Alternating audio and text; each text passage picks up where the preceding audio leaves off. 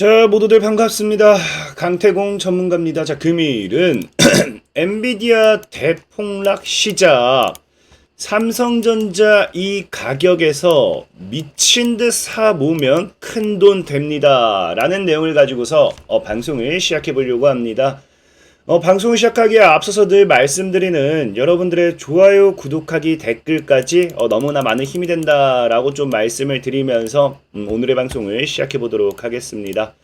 자, 일단 제가 생각보다 이 가격에 대한 부분은 좀 잘 맞춰요. 실질적으로도 보시면 아시겠지만 예전에도 삼성전자 하락이 많이 나왔을 때 제가 이거 2년 전에도 제가 5만 5천에서 6만 원 이 구간에선 최고의 분할 매수 구간이 되지 않을까라고 좀 말씀을 드렸고, 삼성전자가 실질적으로 어떻게 됐습니까? 삼성전자가 지금 보면은 5만 5천에서 6만 원 사이 정말로 최고의 매수 구간을 주고 지금 이제 60% 정도 상승한 추세다 라고 좀 볼 수 있거든요.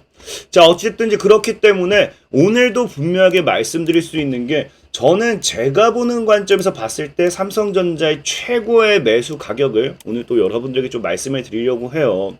지금 최근 여러분들도 알다시피 지금 이 뉴욕 증시 자체가 굉장히 많이 상황이 안 좋았잖아요. 그래서 빅테크 조정에 찬바람 이야기가 나오면서 차익 실현 매물이 나왔다 하면서 사실 오늘 우리나라 국내 증시, 삼성뿐만 아니라 국내 증시가 다 좋지는 않았어요.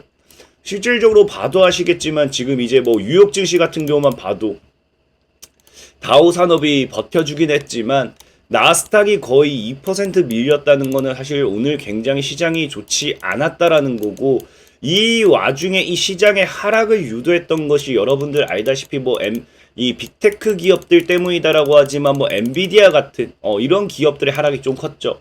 차트적으로만 본다 하더라도 지금 이 빅테크 엔비디아 같은 경우가 자꾸 지속적으로 뭐하고 있다. 이 140달러 선에서 올라오면 죽고 올라오면 죽다 보니까 사실 이 엔비디아가 지금 어떤 평가를 받냐고 하면요, 고점에 대한 리스크, 고점 리스크 평가를 굉장히 많이 받는 상황이다 생각을 해요.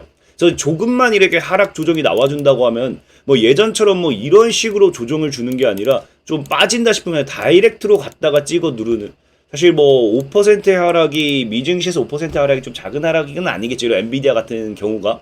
그러다 보니까 지금 심지어는 이런 고점대에서 어떤 이야기까지 함께 나오느냐, 엔비디아가 지금 뭐하고 있다, 80%는 더 대폭락이 나올 수도 있다라는 이야기가 나오고 있어요. 사실 이게 말이 80%지 지금 시장에서는 최대 얼마까지 보고 있냐고 하면요, 지금 시장에서는 이제 엔비디아 같은 경우가 최대는 이제 내년까지 가게 될 경우는 98%까지는 더 하락할 것이다, 이런 이야기가 굉장히 많이 나옵니다. 사실 아까 앞에도 얘기했지만 일단 엔비디아 주가 자체가 지속적으로 이렇게 상승을 한 상태에서 뭐하고 있다, 이렇게 하락을 하는 거는 어쩔 수 없다고 생각을 해요. 이 98%의 하락이 나올지 아니면 앞으로의 50%가 될지 2배가 올라갈지 이거는 아무도 모르는 부분이지만, 어쨌든 중요한 거는 이런 엔비디아의 하락과 함께 엔비디아 이런 주가 하락 이야기와 함께 조정이 나올 때마다 우리나라가 타격받는 게 뭐다? 늘 그랬어요. 삼성전자가 늘 크게 타격을 받는다는 거예요. 그래서 오늘 같은 경우도 4% 정도의 하락. 이 삼성전자 같은 경우는요, 이게 4%라고 하면은 별로 안 커 보이겠지만 우리가 시가총액이라는 게 있잖아요. 시가총액이라는 게 있기 때문에 삼성전자가 4% 하락했다라는 거는 우리가 저가형 스모키 종목들로 봤을 때는 마이너스 30% 그냥 하한가, 보통의 종목들로 치면 하한가 간 거랑 똑같다고 보셔야 돼요. 그래서 이게 사실 삼성전자가 오늘은 엔비디아의 하락 여파 때문에 굉장히 좀 크게 빠지는 추세가 아닌가 좀 생각해보고 있고, 여기 추가적으로 이런 하락을 더 유도하게 되는 경우가 지금 이제 엔비디아의 이런 하락 여파도 있겠지만 결과론적으로 봤을 때 사실 지금 자리가 애초에 지금 자리가 애초에 너무 저항자리란 거예요, 저항자리. 저는 사실은 이 삼성전자라는 종목이 지금 하락하는 이유가 엔비디아 때문이다라고 보기보다는 하락의 이유는 사실 누가 봐도 강한 애초에 과거부터 85,000원대 종가 마감, 이 월봉 차트가 종가 마감하는 게 굉장히 어려웠어요. 그래서 이 85,000원대를 지금 뚫지 못하는 저항 자리였기 때문에 오히려 외국인들이 굉장히 강한 매수세를 봤을 때는 개인들을 흔들기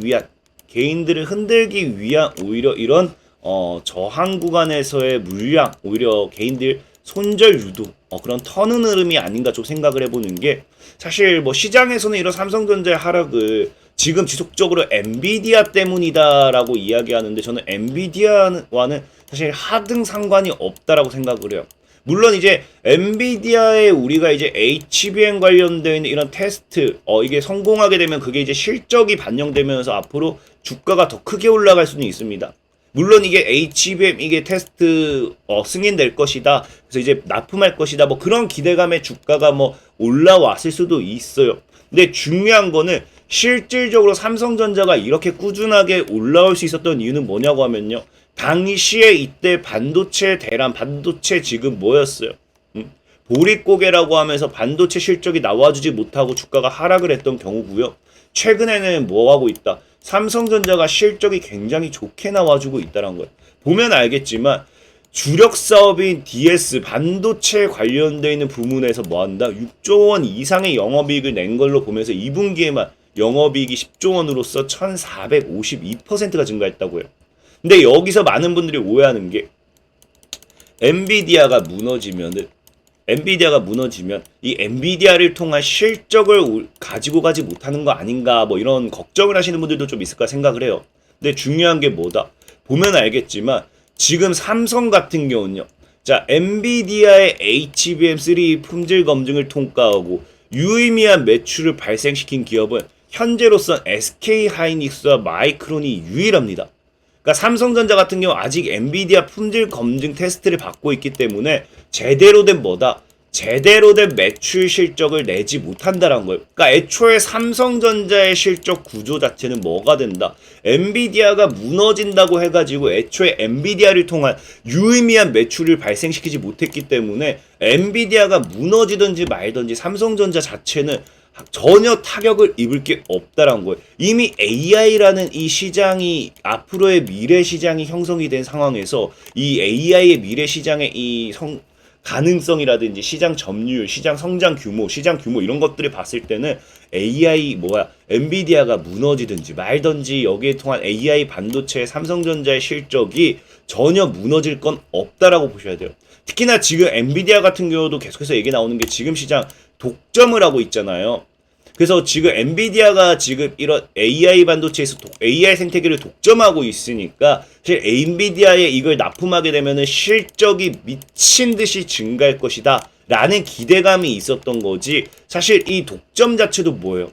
지금 엔비디아의 독점을 지금 미국도 그렇고 중국도 그렇고 유럽연합도 그렇고 뭐 한다? 제동을 걸고 있다는 거예요.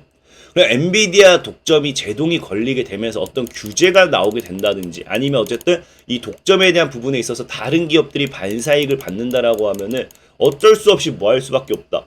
여러분들 알다시피 엔비디아의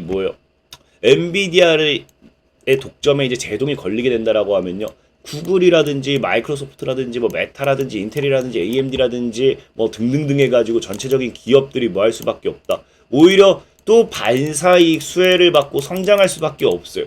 근데 지금 삼성 같은 경우는 뭐 하고 있다? 이미 엔비디아에 제대로 납품을 못하고 있을 뿐이지, 보면 알겠지만 AMD라든지 인텔의 AI 반도체 HBM을 뭐 하고 있습니까? 삼성전자 납품을 하고 있습니다. 그렇기 때문에 엔비디아 혼자 잘 나가면요, 정말 이게 품질 승인이 난다고 하면 그건 뭐다? 그건 그거대로 호재고요. 그게 아니라 하더라도 이게 잘 나가지 못하고 삐그덩거리고 독재에 뭐가 된다, 제동이 걸린다 하더라도 뭐 할 수밖에 없다. 이 AMD라든지 인텔이라든지 이 엔비디아 외적으로 다른 기업에 또 HBM을 납품하고 있기 때문에 오히려 그것이 반사익 수혜로서 다시 삼성전자의 상승 탄력이 될 수도 있다라는 겁니다. 그래서 이게 전혀 나쁠 게 하나도 없다라는 거고, 특히나 지금 이제 뭐 한다? 지금 이제 이런 이 엔비디아를 제외하고도 지금 삼성전자 같은 경우는 하반기에 또 뭐가 기대가 돼요? AI와 이거는 이제 HBM 관련되어 있는 이런 모멘텀 실적도 있지만 헬스케어 자체도 뭐 한다? 삼성이 지금 굉장히 하반기에 기대해 볼 수 있는 내용입니다. 근데 지금 이제 최근에 이제 폴드라든지 이런 거 갤럭시 플립 이거 사전 예약 들어갔죠. 근데 뭐 이런 것들을 제외하고도 지금 현재 이런 이제 AI 폰이라 표죠. AI 폰. AI 폰의 성장 속에서도 또 뭐까지 기대할 수 있습니까? 지금 시작부터 주문 폭주 3나노 하반기 폼플레이션이라고 해가지고 이 핸드폰에 들어가는 이런 나노칩에 대한 뭐가 된다? 인플레이션. 지금 칩값이 25% 이상 오르게 되면 결국 이 가격 상승에 따른 또 뭐가 됩니까? 삼성전자의 실적 증가로 연결될 수밖에 없어요. 그렇기 때문에 삼성전자가 지금 빠지면 빠질수록 오히려 주워 담아야 될 매수 타이밍이라고 좀 말씀을 드리고 싶은 거고요. 지금 보면 알겠지만 삼성전자가 올해 영업이익이 40조 넘을 거라 얘기하는데 뭐 때문이다. 지금 HBM뿐만 아니라 대표적 메모리 반도체인 디램과 낸드 플래시가 대거 들어가죠. 그러니까 반도체 실적이 사실상은 아까 얘기했다시피 엔비디아를 굳이 신경 쓸 이유는 없다는 거예요. 엔비디아는 앞으로 삼성전자가 올라간 데 있어서 또 추가적으로 더 상승할 수 있게 만들어주는 모멘텀이 될 뿐이지 이게 뭐다? 이게 굳이 HBM 자체가 엔비디아가 무너진다 해서 삼성전자가 빠져야 될 이유는 아니라는 거예요. 특히나 지금 시장에서도 보면 뭐라고 하고 있습니까? 엔비디아가 빠졌는데도 오히려 월가는 뉴욕 증시를 더 좋게 보고 있어요. 왜? 이렇게 빅테크 기업들, 대형 기업들로만 몰렸던 이런 이 투자금들이 뭐한다? 이제 빅테크에서 소형주로서 순환매를 돌 거거든요.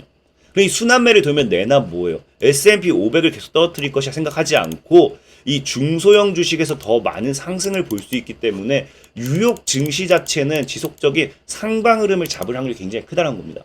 그래서 엔비디아가 무너지든 말든 뉴욕 증시가 상방 흐름을 잡는다고 하면은 우리는 역시나 국내 증시도 상방을 잡을 수밖에 없고 또 여기 추가적으로 뭐 할 수밖에 없다. 삼성전자 역시도 올라갈 수밖에 없다는 거죠. 그래서 저는 지금 삼성전자가 빠지면 빠질수록 매수해야 될 타이밍이다 보고 있는 거고 지금 삼성전자 같은 경우는 과거에도 보면 알겠지만 보통의 분할 매수 개념은 이 지켜주는 구간대에서 많이 해줘야 돼요. 그래서 과거에도 보면은 한 72,000원대에서 돌파하다가 맞고 빠졌잖아요.